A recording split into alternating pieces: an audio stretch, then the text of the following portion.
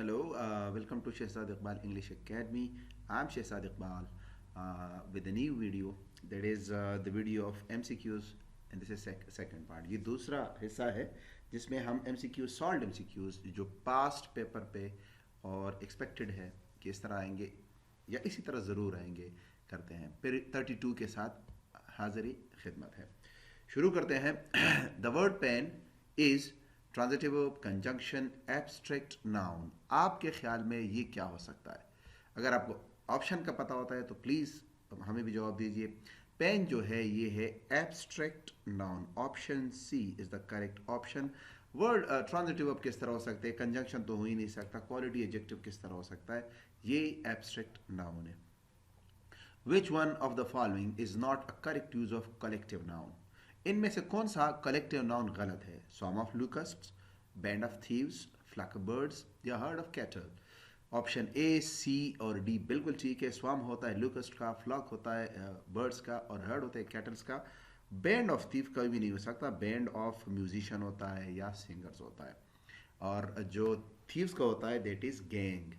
The news is are या have या had spreading very fast put correct helping verb. जिस तरह physics है, जिस तरह मैथमेटिक्स है, इस तरह न्यूज़ भी है कि ये हमेशा सिंगुलर जाना जाता है और इसके साथ हम हमेशा इज ही डालते हैं। सो the correct option is option A is. Number 4, I was talking to a girl, dash car was stolen. Put correct relative pronoun. Who, which, whose, whom. याद रखिए बच्चों, जब relative pronoun से पहले noun हो, जिस तरह इस तरह कार आया है, तो हम कोई नहीं सिर्फ और सिर्फ whose डालेंगे, यानी जिसकी गाड़ी। हम इधर हु डाल नहीं सकते, वो आप देखें सेमेंटिकली वो जुमला गलत हो सकता है, ये माना गलत देगा। So I was talking to a girl whose car was stolen. दूसरे पेज पे चलते हैं। Number 5, he is blind, he is blind dash one eye. Put correct position. यार जहां तक मुझे याद है ये कम से कम 4-5 दफा ये ऑब्जेक्टिव आया है मैट्रिक और एंटर में। Of one eye, with one eye, in one eye, from one eye. अक्सर लोग विद और फ्रॉम में चले जाते हैं, but the correct form is he is blind in one eye. We were confined dash one room. Put correct preposition. In, to, with या it. उनको एक कमरे तक मुकीद किया गया है। कन्फाइंड ये अक्सर प्रीपोजिशन हम वर्ब को देखकर डालते हैं। तो in one room no, to one room, with one room या at room. The correct option is to, यानी उनको एक कमरे तक, सो टू आएगा, महदूद किया गया है। I don't know where but he reads in dash university. Put correct article. A university, an university, the university, none of this.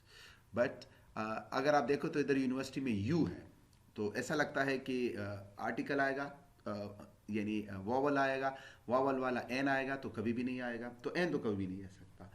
U university वाला जो साउंड है ये फुल साउंड है, तो इसमें हमेशा आई आ सकता है, द भी आ सकता है, मगर इधर आएगा। और द करेक्ट ऑप्शन है I don't know where but he reads in a university. मुझे नहीं पता मगर वो एक यूनिवर्सिटी में पढ़ रहा है या पढ़ता है। Dash number 8, dash Lahore is famous for its old building. Put correct article. अगर आप देखो तो यहाँ पहला लफ्ज है लाहौर जो कि प्रॉपर नाउन है, तो a Lahore, an Lahore, the Lahore, none of these. जब भी कोई प्रॉपर नाउन आता है तो हम उसके साथ कोई भी आर्टिकल इस्तेमाल नहीं कर सकते, तो हमारा सही ऑप्शन होगा नन ऑफ दीज, यानी Lahore is famous for its old buildings. आगे चलते हैं नेक्स्ट पेज पे। नंबर 9, नंबर 9 में क्या है? He spoke very loudly. The underlined word is an adverb of degree, frequency, manner और time. अगर आप देखो तो ये loudly है और ये how को आंसर करता है। किसको? how को। तो how को जब आंसर करता है तो इसका मतलब है ये adverb of manner है, यानी how did he speak? Loudly. Number 10, a dash of ships stood at the harbor. Simple question ये कि शिप जब एक जा इकट्ठे तो इसका कलेक्टिव नाउन क्या आता है? फ्लीट आता है, फ्लाइट आता है, हर्ड आता है, टीम। टीम तो प्लेयर्स के लिए होता है, हर्ड तो कैटल्स के लिए होता है, फ्लाइट नाउन है और ये कलेक्टिव नाउन नहीं है, एब्स्ट्रैक्ट नाउन है। So the correct option is fleet. समझ गए? So a fleet of ships stood at the harbour. Number 11, Nobody was there to rescue the child. कोई भी नहीं था कि वो इस चाइल्ड को बचाया जाए. सो नोबडी क्या है, डिमॉन्स्ट्रेटिव प्रोनाउन है, इंडेफिनिट, पॉजेसिव या रिफ्लेक्सिव. तो डिमॉन्स्ट्रेटिव तो दिस दैट है, वो नहीं हो सकता. पॉजेसिव में तो हिज हिम हो सकता है, और रिफ्लेक्सिव में सेल्फ हो सकता है. So the correct option is indefinite pronoun. I dash living in this house since 1999. I have been living, I has been living, I was living या I will be living. Option B C D हो ही नहीं सकता, has तो आ ही नहीं सकता, was नहीं आ सकता. तो ये परफेक्ट कंटिन्यूज है, और परफेक्ट कंटिन्यूज के लिए हैज बीन या हैव बीन या हैड बीन आएगा. तो आई के साथ हम हैव बीन लगाते हैं. That is the correct option. I soon returned home because I was upset. This sentence, this is dash type of sentence. Complex sentence, compound sentences, compound complex या simple sentences. अगर आप देखो तो इधर because लगा हुआ है. because एक conjunction है. जब ये वाला conjunction हो तो ये simple नहीं हो सकता, compound नहीं हो सकता. The correct option is complex sentence. जब एक conjunction हो और उसका ताल्लुक subordinator से हो. I'm feeling dizzy. The underlined word is noun, verb, adjective, adverb. So feeling dizzy, someone is dizzy, so it means adjective. Number 15, we dash already, so we were not hungry. We have eaten, we had eaten, we were eating, we will be eating. See already तो आ ही नहीं सकता, क्योंकि हम perfect tense लगाएंगे. इधर already आया है, तो इधर वर है पहले से, तो परफेक्ट भी नहीं, प्रेजेंट परफेक्ट भी नहीं आ सकता, पास्ट परफेक्ट आ सकता है. So we had already eaten या we had eaten already. If he dash come to me I would have entertained him. इधर वुड हैव है. वुड हैव जब आएगा तो इसका मतलब ये थर्ड कंडीशनल है, तो इधर हम कम्स, केम, हैव कम या हैड कम लगाएंगे. हैड कम लगाएंगे क्योंकि इधर वुड हैव है दूसरे पार्ट में. So the best one is if he had come to me I would have entertained him. आगे चलते हैं. Number 17, he wrote to me. the underlined part is, यानी to me क्या है आपके ख्याल में? अगर आप दो to me में देखो तो इसमें to है, फिर me, तो इसका मतलब है ये प्रीपोजिशनल फ्रेज है.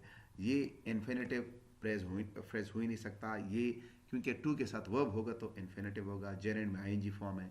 नाउन भी नहीं हो सकता. सो he wrote to me is a prepositional phrase. which of the following is correct sentence? इन चारों में सबसे सही सेंटेंस कौन सा है? My parents' flat is in the one of the city's finest area. My parents' flat is one of the city's finest area. My parents' flat is one of city's.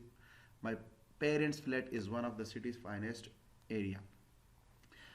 देखो apostrophe जब हम लगाएंगे तो जब plural होगा और S होगा तो हम उसके बाद लगाएंगे. तो इसका मतलब फर्स्ट टू तो हो ही नहीं सकते. अब दूसरे तीसरे में देखते हैं. अगर आप देखो तो तीसरे में सिटीज, एक सिटी की बात कर रहे हैं, दो की नहीं कर रहा. तो the correct option is option D, जिसमें वो कह रहा है कि माई पेरेंट्स और फिर apostrophe flat is one of the cities. City फिर एपोस्ट्रोफी फिर एस, फाइनेस्ट एरिया. ये करेक्ट ऑप्शन है. Where did you find your book at last? Where क्या है इसमें? The underline word is interrogative pronoun, interrogative adjective, interrogative adverb, indefinite pronoun.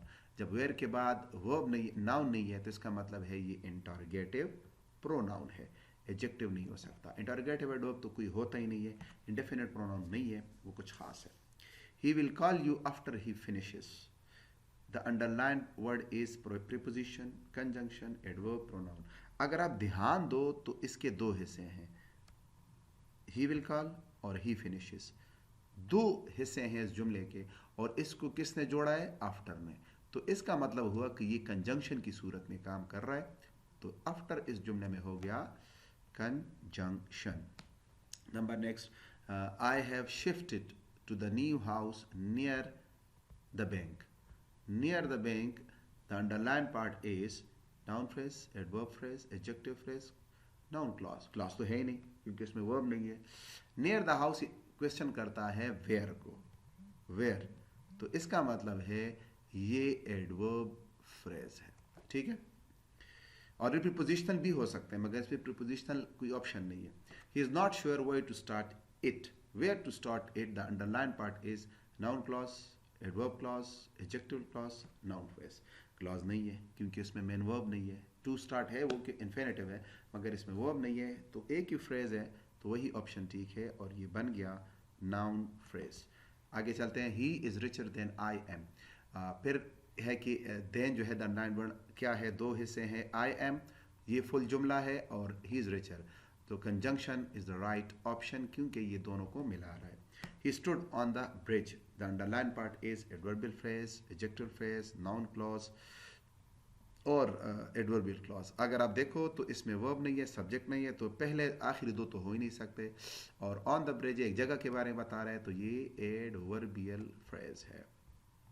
आगे बढ़ते हैं, नंबर 25। नंबर 25 में है कि ये she gave all the money to the poor।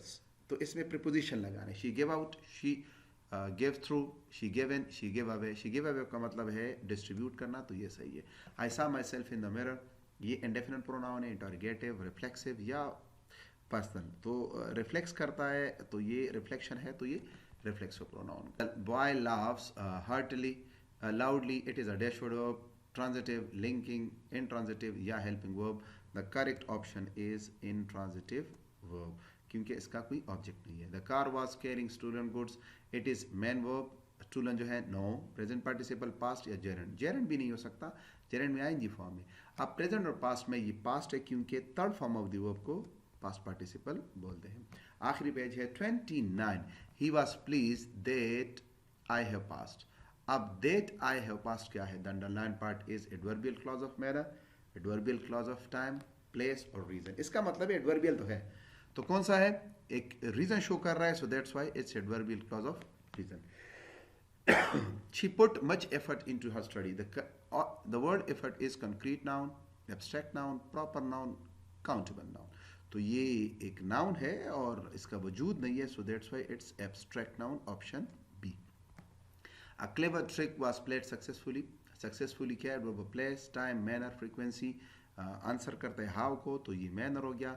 आखिरी है, a person who doesn't respect others is not respected. The underline part is adverbial, noun, independent या एडजेक्टिव। जब हु आता है और वो किसी नाउन के बारे में बताता है तो वो हमेशा एडजेक्टिवल या रिलेटिव क्लॉज कहलाता है।